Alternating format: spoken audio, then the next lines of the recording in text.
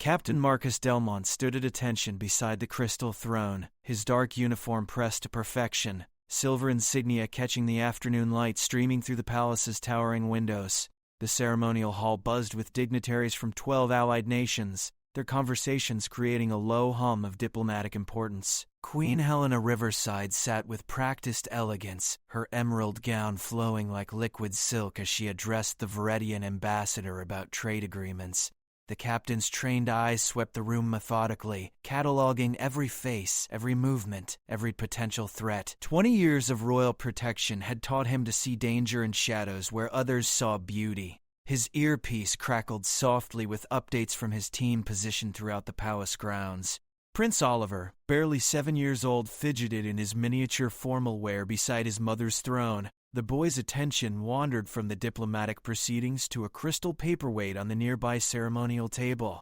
Marcus noticed the child's interest but maintained his position, knowing the queen preferred minimal interference during state functions. The Viridian ambassador gestured grandly while discussing mineral rights, his voice carrying across the marble floor. Other dignitaries nodded appropriately, their faces masks of professional interest. The captain's gaze returned to Prince Oliver, who had inched closer to the gleaming crystal object. "Your Majesty," the ambassador continued, "our mining operations could benefit both kingdoms significantly." The queen smiled diplomatically, her voice carrying the authority of generations. "Ambassador Torres, we appreciate your proposal and will consider all aspects carefully." Prince Oliver's small fingers reached toward the crystal paperweight. Marcus tensed slightly, his body coiled like a spring, but protocol demanded he remain stationary unless directly threatened or summoned. The boy's curiosity had gotten him into minor trouble before, but never during such an important gathering. The crystal slipped from Oliver's grasp. Time slowed as the precious object tumbled through the air. The ambassador's words died mid-sentence. Every head in the ceremonial hall turned toward the sound of shattering crystal against marble. The paperweight exploded into 1,000 glittering fragments, each piece catching the light like fallen stars. Prince Oliver stared at the destruction, his young face draining of color. The queen's expression remained perfectly composed, though Marcus caught the slight tightening around her eyes. The diplomatic assembly watched with barely concealed fascination, their political instincts recognizing a moment of weakness they could potentially exploit. "I'm sorry, Mama," Oliver whispered, his voice barely audible in the vast space. Ambassador Torres cleared his throat delicately. "Perhaps we should discuss this matter at a more convenient time, Your Majesty."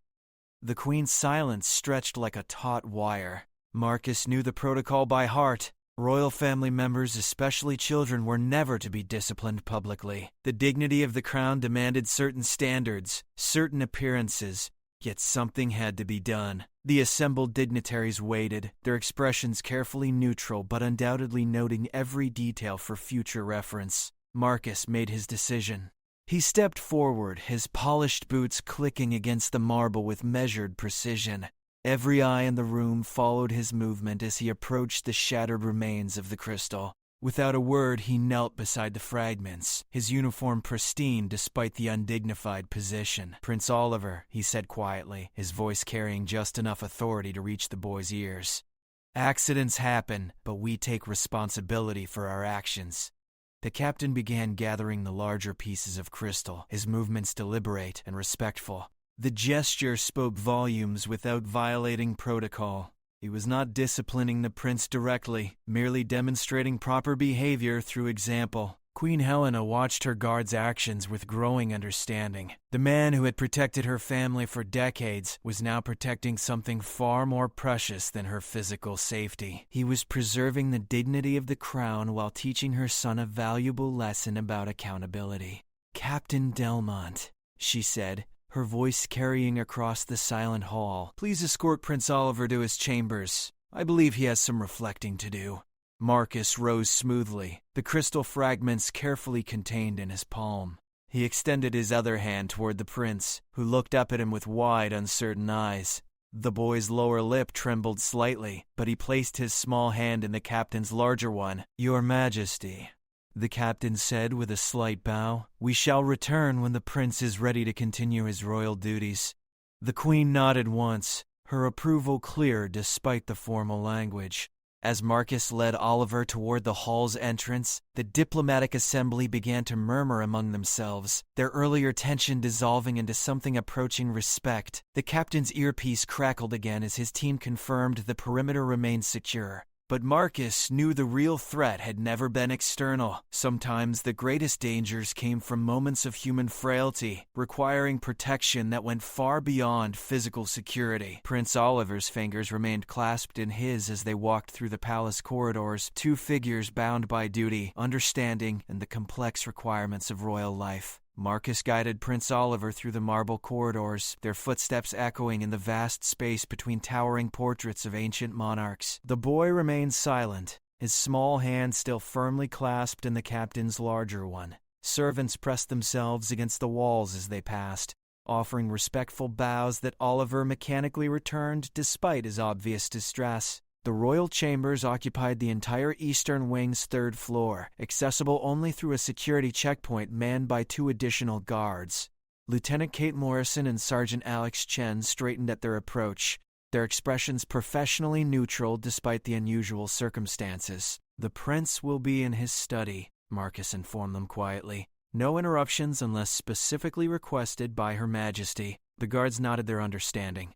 Marcus had trained them both personally, and they recognized the weight behind his words. Palace gossip traveled faster than wildfire, but his team understood discretion as a fundamental duty. Oliver's chambers reflected his age and status equally. Educational materials shared space with carefully selected toys. A massive window overlooked the palace gardens where groundskeepers maintained perfect landscaping under the afternoon sun. The boy released Marcus's hand and walked directly to his desk, slumping into the chair with defeated resignation.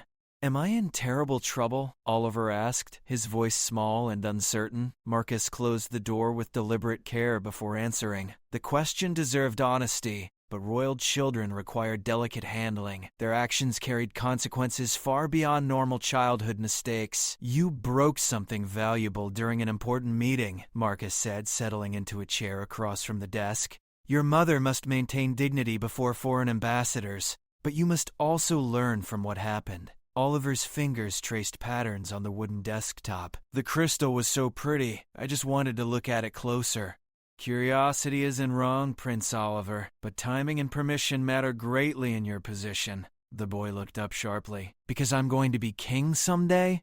Because your actions affect more than just yourself. Every person in that room was watching, judging, forming opinions about your family's strength and wisdom." Marcus had never spoken so directly to the prince before. Royal protocol typically required layers of formality, especially between ranks. But extraordinary circumstances demanded extraordinary responses. Someone needed to help this child understand the weight of his birthright. "I didn't think about other people," Oliver admitted quietly. "I just saw something beautiful." "That's understandable for someone your age. But kings must always think about their people first, their desires second." The prince considered this seriously, his young face scrunched in concentration. Marcus watched him process the concept, recognizing the intelligence his mother had passed down through royal bloodlines. "Captain Delmont," Oliver said suddenly, "why did you clean up my mess? You're not a servant." The question struck deeper than expected. Marcus had served the royal family since before Oliver's birth, but the boy had never directly questioned the hierarchy that governed their world. Because protecting your family means more than stopping assassins or checking for poisoned food. Sometimes it means preserving dignity when mistakes happen. Oliver nodded slowly, though Marcus suspected the full meaning would take years to fully comprehend. The captain's earpiece buzzed with a brief update from the ceremonial hall. The diplomatic meeting was continuing smoothly, Ambassador Torres apparently satisfied with the Queen's handling of the situation. "Will Mama forgive me?" Oliver asked. "Your mother loves you unconditionally, but forgiveness and consequences aren't the same thing. You'll need to demonstrate that you've learned from this experience." "How do I do that?" Marcus smiled slightly, the first relaxation of his professional demeanor since entering the chambers. "By thinking before acting next time. By asking permission when you're uncertain. By remembering that your behavior reflects on everyone who serves your family." The prince straightened in his chair, attempting to mirror the captain's perfect posture. The effort was endearing but imperfect. reminding Marcus just how young this future king truly was. A soft knock interrupted their conversation. Lieutenant Morrison's voice came through the door with careful formality. "Captain, Her Majesty requests Prince Oliver's presence in her private study when convenient." Marcus looked at Oliver, whose face had gone pale again. "Are you ready to face your mother, Prince?" The boy swallowed hard but nodded with genuine determination. "I think so. Remember what we discussed? Take responsibility without making excuses. Show that you understand why rules exist." Oliver stood and smoothed his formal jacket, trying to eliminate wrinkles that had appeared during their conversation. Marcus rose as well, straightening his own uniform out of habit. "Captain Delmont," Oliver said as they approached the door, "will you come with me?" "If your mother permits it, Prince." "Good. I feel braver when you're there." The admission caught Marcus off guard. In 20 years of royal protection, he had never considered himself a source of comfort rather than security. The realization added another layer to his understanding of duty. They left the chambers together, walking toward what would likely be a difficult but necessary conversation with Queen Helena. Marcus knew the queen well enough to predict she would be fair but firm, teaching her son lessons about responsibility while reinforcing the standards expected of royal behavior. The corridor seemed longer now, each step carrying them toward consequences that neither could avoid. Queen Helena's private study reflected generations of royal scholarship, its walls lined with leather-bound volumes in multiple languages. Ancient maps shared space with modern constitutional documents, creating a timeline of political evolution that few people ever witnessed. The afternoon sun slanted through tall windows, casting geometric patterns across the Persian carpet where Oliver had played as a toddler. The queen sat behind her mahogany desk, still wearing the emerald gown from the diplomatic meeting but having removed the formal jewelry that typically accompanied state functions. Her expression remained carefully neutral as Marcus knocked and entered with Prince Oliver at his side. "Your Majesty," Marcus said with his customary bow, "Prince Oliver is here as requested." "Thank you, Captain. Please remain." Oliver approached the desk with hesitant steps, his earlier determination wavering under his mother's steady gaze. The boy's hands clasped behind his back in unconscious imitation of the guards he observed daily throughout the palace. "Mama?" he began, then stopped, seemingly unsure how to proceed. "Oliver," the queen said gently, "tell me what happened in the ceremonial hall." The prince's voice started barely above a whisper. "I broke the crystal paperweight. I was curious about how it sparkled, and I picked it up without permission. When it slipped, it shattered everywhere." "And how did that make you feel?" "Embarrassed, scared, sorry for disappointing you in front of important people." Queen Helena nodded slowly, her expression softening slightly but maintaining the gravity the situation required. Marcus observed the careful balance she maintained between mother and monarch, understanding the complexity of her position. "Oliver, do you understand why Ambassador Torres and the other dignitaries were here today?" The boy considered the question seriously. "They came to discuss trade agreements and treaties, things that affect both kingdoms."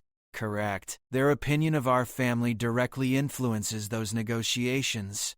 When they see strength and wisdom, they offer better terms. When they see weakness or chaos, they become more demanding." Oliver's face showed growing comprehension. "So when I broke the crystal, it wasn't just about the crystal." "Exactly. It was about demonstrating that the royal family can handle unexpected situations with grace and appropriate consequences." The queen stood and walked around the desk, kneeling to Oliver's eye level. The gesture surprised both the prince and Marcus, who had rarely seen such informality from the monarch. "Son, I'm not angry about the accident itself. Curiosity is natural, and you're still learning proper behavior for formal occasions. But I am concerned that you didn't ask permission before touching something that wasn't yours." "I understand, Mama. I should have thought about other people, not just what I wanted." "Captain Delmont handled the situation with remarkable discretion," the queen continued, glancing at Marcus with approval. "He demonstrated that taking responsibility for mistakes is more important than avoiding them entirely." Marcus felt unexpected warmth at the recognition. His decision to kneel and collect the crystal fragments had been instinctive, but apparently effective in preserving royal dignity while teaching valuable lessons. "Your consequences will reflect the seriousness of interrupting diplomatic proceedings," Queen Helena said, returning to her full height. You'll spend tomorrow morning in the palace archives with Lady Catherine, studying protocols for formal events. You'll also write personal apologies to each ambassador present today." Oliver accepted the punishment without complaint, though Marcus could see the boy calculating the effort required for multiple formal letters. The prince's tutoring had emphasized penmanship and diplomatic language, but applying those skills to genuine apologies would challenge him significantly. "Additionally," the Queen continued, "you'll accompany Captain Delmont during his evening security rounds for the remainder of the week. You need to understand how many people work constantly to maintain the order you accidentally disrupted." Marcus's expression remained professionally neutral, though internally he processed this unexpected development. Having Prince Oliver observe security operations would require careful planning and modified protocols to ensure both education and safety. "Yes, Mama," Oliver said with genuine acceptance. "I'll do better next time." "I know you will, son. Your father would be proud of how you're accepting responsibility." The mention of the late king created a moment of shared emotion between mother and son. Marcus had served during those final difficult months, watching Queen Helena navigate widowhood while maintaining political stability. Oliver's resemblance to his father grew stronger each year, adding poignancy to moments like these. "Captain Delmont," the Queen said, returning to formal address, "please coordinate with my secretary regarding Oliver's additional duties. Ensure his education takes precedence over any security concerns." "Of course, Your Majesty. Prince Oliver's safety and learning will be my primary focus." "May I ask you something, Captain?" Oliver interjected suddenly. Both adults looked at the boy with surprise. Royal protocol typically discouraged children from initiating conversation during formal discussions. "What question do you have, Prince?" "When you knelt to collect the crystal pieces, were you following orders or making your own decision?" The question revealed sophisticated thinking that impressed both his mother and the guard captain. Marcus recognized the underlying inquiry about authority, initiative, and appropriate responses to unexpected situations. "I was following my oath to protect your family's honor, Prince. Sometimes that requires adaptation rather than rigid adherence to written protocols." Oliver nodded thoughtfully. "So good service means thinking about what's truly important, not just following rules exactly?"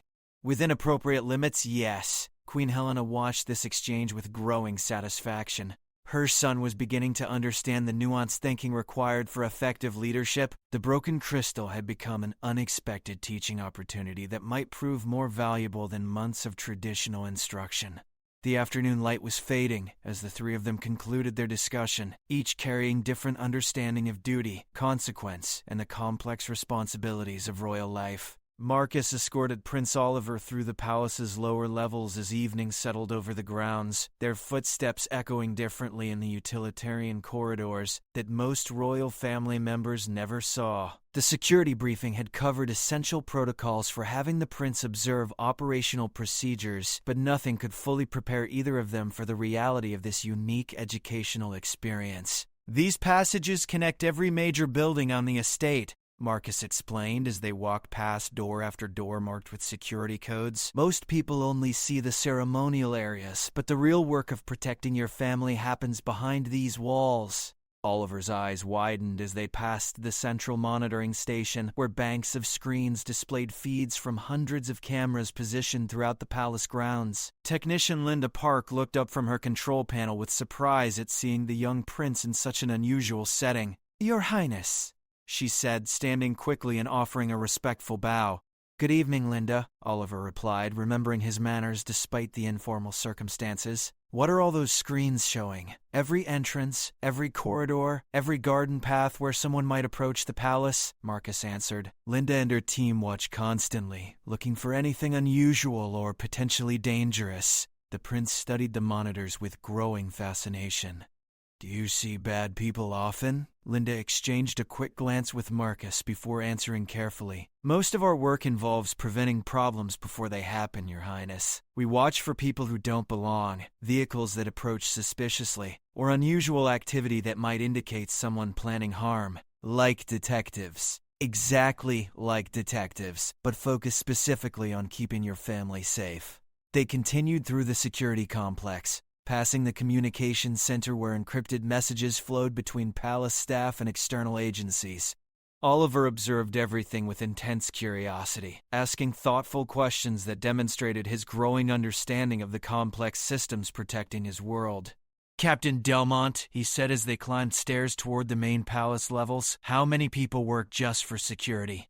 "Nearly 200, including guards, technicians, analysts, and administrative staff. But security isn't their only job. Many also serve other palace functions." The number seemed to astound the 7-year-old prince. 200 people thinking about keeping us safe every day? Every minute of every day, Prince Oliver. Even while you sleep, teams monitor the grounds, check entrances, and coordinate with local authorities. They emerged into the familiar grandeur of the main palace, but Oliver now saw the environment differently. He noticed guards positioned discreetly near doorways, observed how certain staff members carried communication devices, recognized the subtle security measures woven seamlessly into the elegant architecture. The evening patrol route included the formal gardens where groundskeepers had finished their work hours earlier. Marcus's radio crackled regularly with updates from other team members, their coded language gradually becoming familiar to Oliver's attentive ears. "Section 7 clear," came Lieutenant Morrison's voice through the static. "Acknowledged," Marcus responded, proceeding to Section 12 with our visitor. Oliver looked up questioningly at the term visitor, causing Marcus to smile slightly at the boy's quick comprehension. "Security language uses different words to avoid giving information to anyone who might be listening," Marcus explained. "We never identify specific people or locations over radio communications. So if someone bad is listening, they won't know where we are or what we're doing?" "Correct. Information is a weapon, Prince Oliver. We control it carefully." They walked through sections of the palace Oliver had never seen before. Servant corridors, storage areas, and mechanical spaces that kept the royal residence functioning smoothly. The prince's perspective on his home expanded dramatically as he realized how many hidden elements supported the visible grandeur. In the kitchen complex, head chef Robert Martinez was supervising evening cleanup while planning tomorrow's diplomatic breakfast. The appearance of Prince Oliver in his domain created momentary uncertainty about proper protocol. "Chef Martinez," Marcus said smoothly. "Prince Oliver is observing palace operations as part of his education. Please continue your normal procedures." "Of course, Captain. Your Highness, welcome to our kitchen." Oliver watched the organized chaos of professional food service with fascination. Multiple staff members worked simultaneously on different tasks, their movements coordinated like a complex dance. The logistics of feeding palace residents, staff, and regular visitors required planning that rivaled military operations. "We serve approximately 400 meals daily," Chef Martinez explained, "with special requirements for dietary restrictions, cultural preferences, and security considerations for visiting dignitaries." "Security considerations for food?" Oliver asked. Marcus nodded grimly. "All ingredients are sourced from approved suppliers, tested for contamination, and prepared under strict supervision. Poisoning has been a weapon against royalty throughout history." The sobering reality behind even basic necessities clearly impressed the young prince. His privileged life included dangers he had never considered, protected by vigilance he had never recognized. Their patrol continued past midnight, covering areas of the palace grounds that transformed completely in darkness. Night vision equipment revealed details invisible to normal sight. Motion sensors created invisible barriers around sensitive locations. The romantic moonlit gardens Oliver knew from daytime became serious security zones requiring constant monitoring. "Tomorrow you'll write your apology letters," Marcus said as they returned toward the residential wings. "Remember what you've seen tonight when you consider how your actions affect others." Oliver nodded solemnly. His understanding of royal responsibility deepened immeasurably by witnessing the vast network of dedication supporting his family's safety and dignity. The week of evening patrols continued to reveal new aspects of palace operations that fundamentally changed Oliver's understanding of his position and responsibilities. Each night brought different lessons, as Marcus guided him through various departments and security procedures, building a comprehensive picture of the complex organization required to maintain royal dignity and safety. On Tuesday evening, they visited the communications center, where international calls and diplomatic correspondence received round-the-clock monitoring for security concerns. Oliver watched specialists analyze encrypted messages from allied kingdoms, learning that even seemingly innocent conversations could contain coded intelligence, requiring careful interpretation. Every word spoken by your family members is potentially significant, Communications Director Sarah Williams explained as banks of recording equipment hummed softly around them. We archive conversations not to spy on you, but to protect against misunderstandings that could create diplomatic incidents. The prince absorbed this information with growing maturity, beginning to understand that his casual words carried weight far beyond normal childhood conversations. The broken crystal incident had taught him about immediate consequences, but these nightly revelations showed him the ongoing complexity of royal existence. Wednesday brought exposure to the financial operations that sustained palace activities. Oliver discovered that maintaining the royal residence required managing budgets that funded everything from garden maintenance to international security consultations. Treasury official Mark Henderson walked them through spending reports that detailed costs Oliver had never imagined. Your mother's ceremonial gowns aren't just beautiful clothing, Henderson explained, showing detailed invoices. They're diplomatic tools that demonstrate the kingdom's prosperity and stability. Every formal appearance requires investment in maintaining that image. Oliver thought about the emerald gown his mother had worn during the crystal incident, realizing it represented far more than personal fashion choices. The boy's growing sophistication impressed Marcus, who watched the prince developing the analytical thinking essential for future leadership. Thursday evening's patrol included the palace medical facility where Dr. Elizabeth Grant maintained emergency capabilities that rivaled major hospitals. The prince learned about security protocols for medical care, understanding that even routine health issues could become political weapons if mishandled by enemies. Royal medical records are classified at the highest levels, Dr. Grant explained while showing Oliver specialized equipment purchased specifically for treating the royal family. Any health information could be used to create fears about succession or stability. The revelation that his scraped knees and common colds could potentially affect international relations astounded Oliver. His childish complaints about taking medicine or visiting doctors now seemed incredibly naive given the broader implications of royal health management. By Friday evening, the final night of his educational punishment, Oliver had developed a completely transformed understanding of his identity and obligations. As they conducted their last joint patrol, Marcus observed the boys' changed posture and increased attention to detail during their walk through the grounds. "Captain Delmont?" Oliver said as they paused in the memorial garden dedicated to his father's memory. "I understand now why you knelt to collect the crystal pieces. Tell me what you understand, Prince. You weren't just cleaning up my accident. You were protecting something much larger than broken glass." Marcus nodded with satisfaction. What was I protecting? The dignity that all these people work to maintain, the reputation that affects treaties and trade agreements, the stability that keeps our kingdom safe and prosperous. The 7-year-old's articulation of such complex concepts demonstrated remarkable growth in just 1 week. Marcus recognized that Queen Helena's unusual punishment had achieved far more educational value than traditional disciplinary measures could have provided. "And what will you do differently in future formal situations?" "I'll remember that my actions affect hundreds of people who dedicate their lives to serving our family. I'll ask permission before touching things that don't belong to me. I'll think about consequences before acting on curiosity." They stood silently among the memorial flowers, both reflecting on the lessons learned through unexpected circumstances. The evening air carried sounds of night shift security teams beginning their duties, continuing the endless cycle of protection that Oliver now truly understood. "Your apology letters were well written," Marcus said, referring to the formal correspondence Oliver had completed earlier in the week. "Ambassador Torres specifically commended your thoughtfulness in his reply. I meant every word. I really did understand how my behavior affected important negotiations. Your mother will be proud of your growth this week, Prince Oliver." As they walked back toward the residential wing, Oliver moved with new awareness of the guards positioned discreetly throughout their path.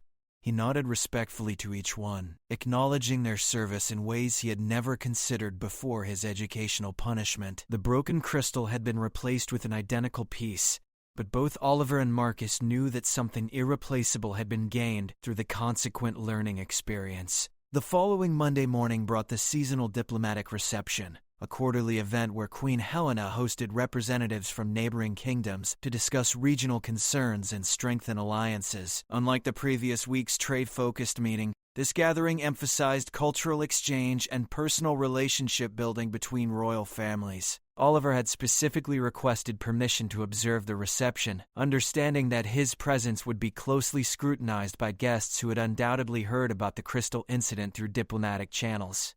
Queen Helena agreed, recognizing an opportunity for her son to demonstrate his recent education in practical circumstances. The ceremonial hall had been reconfigured for social interaction rather than formal negotiations. Smaller seating arrangements encouraged intimate conversations while maintaining the grandeur appropriate for royal occasions. Fresh flowers from the palace gardens created artistic displays that showcased the kingdom's natural beauty and attention to aesthetic details. Marcus positioned himself with clear sightlines to both the Queen and Prince, his team coordinating seamlessly to provide security without interfering with diplomatic socializing. The week of evening patrols had given him new appreciation for Oliver's developing awareness of palace operations and protocol requirements. Ambassador Torres arrived with his wife and teenage daughter, their formal attire complemented by jewelry that reflected Varetian cultural traditions. The family approached Queen Helena with practiced diplomatic grace, offering traditional greetings that demonstrated respect while maintaining their own dignity. "Your Majesty," Ambassador Torres said with a precisely calculated bow, "thank you for hosting such a lovely reception. My family is honored to participate in strengthening our kingdom's friendship." "Ambassador, the pleasure is entirely ours. Please allow me to introduce my son, Prince Oliver, who has been eager to meet visiting dignitaries properly." Oliver stepped forward with carefully practiced poise, his small formal suit immaculately tailored, and his posture reflecting the discipline Marcus had observed developing throughout their week together. The prince's bow matched his mother's instruction exactly, neither too deep nor too shallow for the diplomatic circumstances. "Ambassador Torres, Mrs. Torres, welcome to our palace. I hope your visit provides opportunities to learn about our kingdom's culture and traditions." The words had been rehearsed, but Oliver delivered them with genuine warmth that impressed the visiting family. Ambassador Torres smiled with what appeared to be authentic pleasure rather than diplomatic politeness. "Prince Oliver, your courtesy honors both kingdoms. I hope we can share stories about our respective cultures during today's reception." "I would enjoy that very much, sir." The exchange proceeded flawlessly, demonstrating Oliver's absorption of lessons about respect, timing, and appropriate conversation. Marcus noted how the prince maintained eye contact, spoke clearly, and avoided fidgeting, despite the formal constraints of royal protocol. As the reception continued, Oliver circulated among guests with increasing confidence, engaging in conversations that revealed his growing understanding of international relations and cultural sensibility. He asked thoughtful questions about visiting kingdoms, listened attentively to responses, and avoided topics that might cause diplomatic complications. "Prince Oliver," said Lady Margaret from the eastern provinces, "your questions about agricultural practices show impressive knowledge for someone your age." "Thank you, Lady Margaret. Captain Delmont has taught me that understanding how people live helps leaders make better decisions for their subjects." The comment reached Marcus across the room, causing him to feel unexpected pride in the boy's development. Oliver was applying lessons learned during their security patrols to diplomatic conversations, demonstrating sophisticated thinking about leadership responsibilities. Queen Helena observed her son's interactions with growing satisfaction. The week of consequences had achieved educational objectives she had hoped for but not expected so quickly. Oliver's natural intelligence, combined with practical experience and proper guidance, was producing remarkable maturity in his approach to royal duties. The reception's highlight came when young Princess Sophia from the Mountain Kingdom engaged Oliver in conversation about their respective educational experiences. Both children navigated the social interaction with impressive skill, finding common ground while representing their families appropriately. "Do you enjoy learning about other kingdoms?" Princess Sophia asked. "Very much. This week I learned that royal actions affect many people beyond our immediate families. Understanding other cultures helps us avoid misunderstandings that could damage important relationships." Princess Sophia nodded thoughtfully. "My tutors teach similar lessons about diplomatic responsibility." Sometimes being royal means thinking about consequences we cannot see immediately. Marcus watched this exchange with fascination, recognizing that both children were demonstrating wisdom typically associated with much older individuals. Their conversation reflected genuine learning rather than mere repetition of taught phrases. As the reception concluded, Ambassador Torres approached Queen Helena with obvious approval in his expression.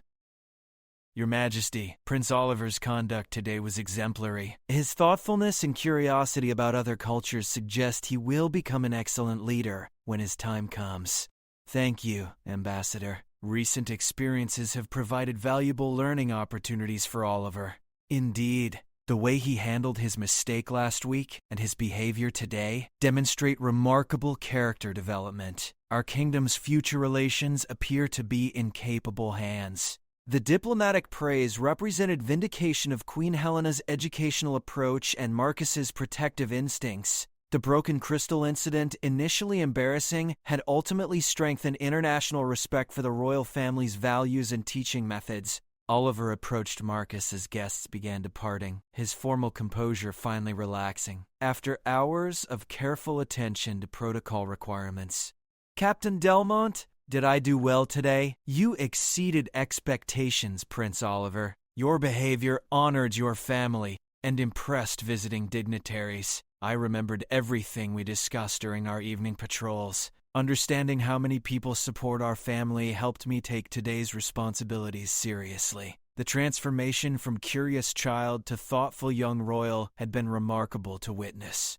Marcus realized that his protective duties had expanded beyond physical security to include fostering the wisdom and character necessary for future leadership. As afternoon sunlight streamed through the ceremonial hall's windows, the same space where Crystal had shattered a week earlier now reflected successful diplomacy and personal growth that would benefit the kingdom for generations to come.